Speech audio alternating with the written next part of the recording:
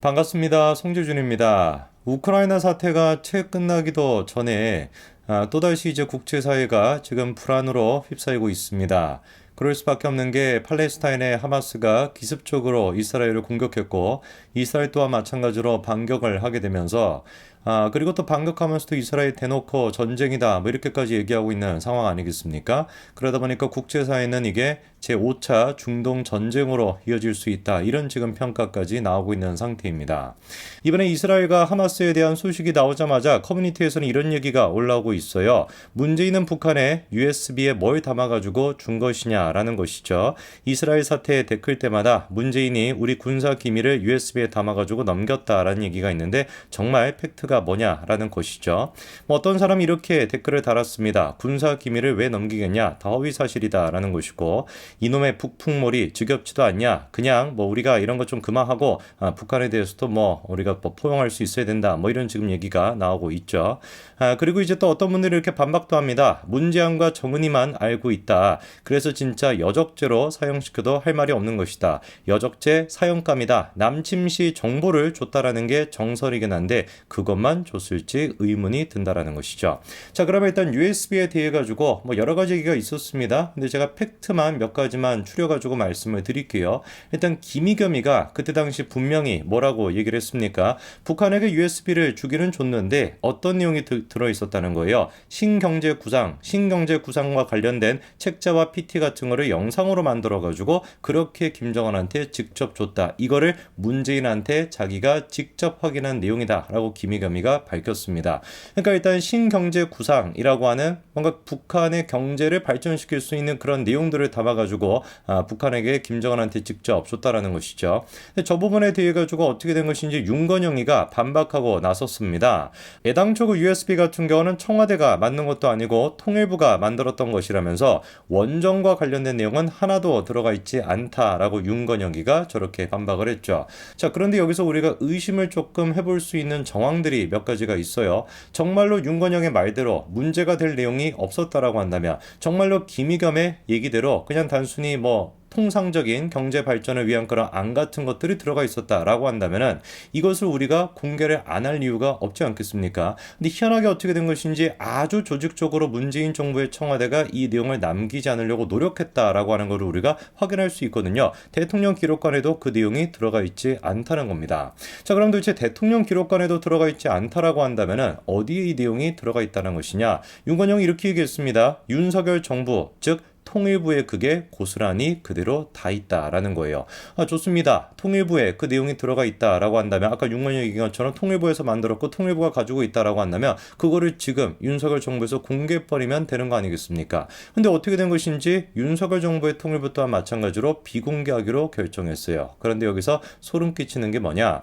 USB 안에 정말로 그냥 신경제 구상 이런 내용이 들어가 있었고 원전에 대한 내용이 들어가 있었다라고 한다면은 이거를 지금 윤석열 정부 통일부에서 공개를 못할 이유가 전혀 없겠죠. 공개를 못한다라고 한다면 딱 한 가지 뭐밖에 없겠습니까? 정말 지금 정설이다라는 얘기처럼 남친과 관련된 정보, 군사 정보 같은 게 들어가 있다라고 한다면 윤석열 정부의 통일부라고 할지라도 그거를 국익에 해가 되기 때문에 공개를 못할 거 아니겠습니까? 근데 정말로 놀랍게도 통일부가 뭐라고 밝혔습니까? 국방과 국익을 침해할 수 있다라고 하면서 해당 USB를 공개를 안 했거든요. 이거를 통해서 우리는 명백하게 저는 확인이 됐다고 봅니다. 윤건영이 본인 스스로가 뭐라고 했어요? 통일부가 만들었다. 청와대가 만든 것이 아니라 라고 했었는데 그 통일부가 만든 자료가 어떻다라는 거에 통일부가 밝힌 바에 따르면 국방과 국익을 침해할 수 있기 때문에 공개할 수가 없다는 거예요. 그러면 어떤 내용이 들어가 있다라는 거겠습니까? 국방과 관련된 내용, 정말로 우리가 정설이다라는 것처럼 남침 시 어떤 식으로 대처해야 되는가 이런 식의 관련된 군사 정보가 들어가 있을 가능성이 굉장히 높다라는 것을 국방부 입장을 통해서 우리가 확인할 수 있는 거 아니겠습니까? 바로 그렇기 때문에 이번에 이스라엘과 우리가 하마스 양쪽 사이 갈등을 보면서 분쟁을 보면서 단순히 이게 중동 지역의 문제만이 아니라 대한민국의 문제까지도 될 수 있다라는 거예요. 벌써부터 다음 같은 기사가 나오고 있습니다. 북한도 남침 때는 하마스가 했던 그 전략을 쓴다라는 것인데요. 원래 이제 그 이스라엘 같은 경우는 아이언돔이라고 그 방어 체계가 돼 있지 않습니까? 근데 이 아이언돔의 문제가 뭐냐면은 뭐 미사일이 한 발이 오게 된다면 그거를 격추시킬 수 있는 확률이 한 90% 정도 되니까 거의 뭐 대부분의 로켓들을 막아낼 수가 있는 것인데, 이번에 이제 그 하마스가 했던 것처럼 여러 발을 그냥 뭐 한꺼번에 쏘게 된다면은 이 적중률이 상당히 떨어질 수밖에 없다라는 거예요. 그래서 원래 같은 경우는 명중률이 90%가 넘게 되지만 짧은 시간 비처럼 쏟아지는 로켓포, 이번에 그 하마스가 했던 방식이죠. 이거 앞에서는 아이언돔 또한 마찬가지로 무기력할 수밖에 없다는 겁니다. 그럼 우리가 질문해봐야 되겠죠. 대한민국 같은 경우는 어떤 상황이냐? 특히나 북한 같은 경우는 장사정포가 여럿 지금 이제 배치가 돼 있는 상태인데 그거는 또 어떻게 돼 있는지를 봐야 됩니다. 우선 일단 DMZ 인근에 지금 이제 배치가 돼 있는 북한의 장사정포가 무려 1000여 문 정도 있다고 하고요. 그리고 수도권을 직접적으로 겨냥하고 있는 장사정포도 무려 340문 정도가 있다고 합니다. 이 340문 이래버리니까 이거 뭐 얼마 안 되네 이렇게 생각하시면 안 되고요. 340여 문이 1시간 동안에 발사할 수 있는 미사일량이 얼마인지 아십니까? 무려 16,000발입니다. 그러면은 이번에 하마스 같은 경우도 이스라엘이 그렇게 아이언돔까지 설치가 돼 있음에도 불구하고 짧은 시간 동안 비처럼 쏟아지는 그 미사일들을 막지 못해가지고 저렇게나 피해가 발생했는데, 우리는 지금 그 수준이 아니라 1시간 동안에 수도권에 얼마를 쏟아부어낼 수 있다는 거예요? 16,000발을 쏟아낼 수 있다는 것이죠. 방어는 사실상 불가능한 것이고, 이게 지금 시작이 된다면은 수도권이 완전히 초토화가 될 수밖에 없는 상황입니다. 그리고 이제 그 하마스가 이번에 이스라엘에 대해 가지고 미사일을 발사해서 일단 혼란스럽게 만들고 그리워한 다음에 했던 게 뭐였습니까? 그쵸? 패러글라이들이 동원이 돼가지고 국경을 침범해가지고 이제 뭐 사람들도 막 이렇게 잡아오고 그렇게 했던 거거든요. 그리고 난 다음에 연달아 이어졌던 것이 SNS 같은 거를 통해가지고 공포감을 조장했던 겁니다. 있지도 않은 사건 같은 경우도 부풀려가지고 뭐 허위 그 가짜뉴스를 만들어서 이렇게 뿌리고 그렇게 함으로써 이스라엘 국민들에 대한 불안감을 더 키웠던 거. 이 세 가지가 이제 종합적으로 이루어졌던 것이죠. 미사일을 갖다가 단기간에 여러 발을 발사하고 그리고 패러글라이더들이 들어가가지고 이제 사람들을 또 잡아오고 SNS 같은 거를 통해가지고 가짜뉴스를 퍼뜨려서 공포감을 조장하고, 근데 이 세 가지를 갖다가 묶어가지고 뭐라고 우리가 부르냐? 하이브리드 작전이라고 부르는데, 하필이면 이 작전이 어떤 작전이라는 거예요? 북한이 남침을 할 때 하겠다라고 하는 전략이 바로 이 하이브리드 전략이라는 겁니다.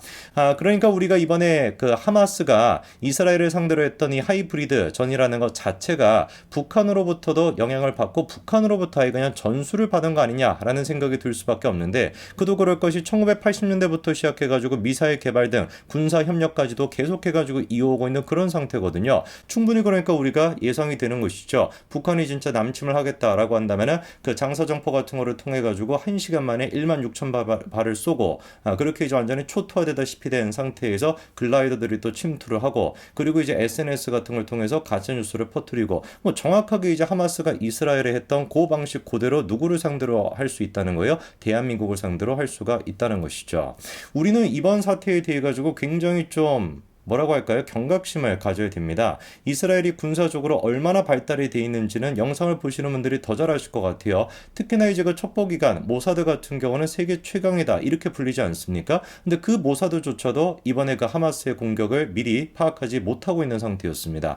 하물며 대한민국 국정원은 어떻게 되겠냐는 거예요. 국정원의 뭐 실력이 부족하다라는 거, 이거를 지금 말씀드리는 것이 아니라 애당초 문재인 정부 5년 동안 국정원을 거의 뭐 없애려고 하다시피 그렇게 하지 않았습니까? 조직 자체를 와해시키고, 그리고 북한에 대해 가지고 우리가 간첩들을 잡고 이런 역할들 같은 경우는 완벽하게 그냥 무력화를 시켜버리고 경찰에게 그 역할을 줘버리고, 이게 문재인 정부 5년 동안의 모습이었거든요. 그것뿐만이었습니까? 문재인 정부 5년 동안 9.19 군사합의 이게 얼마나 북한에게 유리하게끔 이루어지고 있었는지 그 내용들이 지금 속속들이 드러나고 있잖아요. NLL 이 문제뿐만 아니라, 그리고 또 비행 금지 구역 이 문제뿐만 아니라 모든 것들이 사실상 문재인 정부 5년 동안에 어땠던 겁니까? 북한에게 진짜 나라를 갖다 바치겠다라는 생각으로 모든 것들이 착착들이 이루어지고 있었거든요. 이스라엘조차도 하마스의 저런 기습적인 공격에 무기력하게 무너질 수 있다라고 한다면은, 공격을 당할 수 있다라고 한다면은, 대한민국 문재인 정부 5년을 겪었던 대한민국이 북한을 상대로 과연 어떻게 이 대처할 수가 있겠습니까? 국방이라고 하는 거는 힘으로부터 만들어지는 겁니다. 그리고 그 힘을 바탕으로 했었을 때 진정으로 평화가 이루어질 수 있는 것이죠. 있죠. 매번 그런데 좌빨대 같은 경우는 국방을 힘으로써 생각하는 것이 아니라 대화와 타협을 통해서 생각하고 있는데 바로 그 대화 타협의 결과 우리가 마주하고 있는 게 뭐였습니까? 북한의 핵미사일이었고 그리고 그 대화의 타협 결과의 지금 끝에 놓여 있는 것이 하마스의 저런 식의 무자비한 기습적인 공격이겠죠. 대한민국도 다음 타겟이 될 수 있습니다. 아니 충분히 다음 타겟이 이미 되어 있습니다. 하마스가 북한으로부터 영향을 받아가지고 이스라엘을 상대로 저런 식의 공격을 할 수 있다라고 한다면 북한은 대한민국을 상대로 어떤 공격을 할 수 있을지 그 점에 대해서 우리가 반드시 경각심을 가지고 있어야 될 겁니다. 여기까지 말씀드리겠습니다. 감사합니다.